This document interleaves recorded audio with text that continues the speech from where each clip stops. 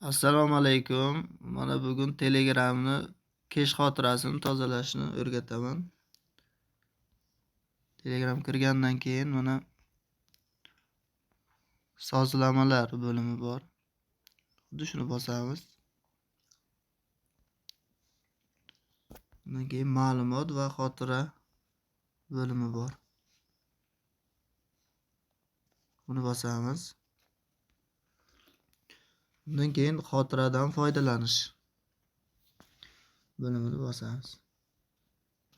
Xuddi mana shu joyda. Mana ma'lum darajada kesh yig'ilgan. Keshni tozalashni bosamiz.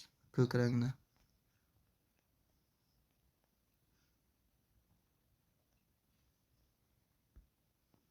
Bosdik.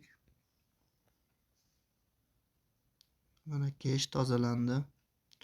Xuddi shu tartibda Telegram kesh xotirasi tozalanadi.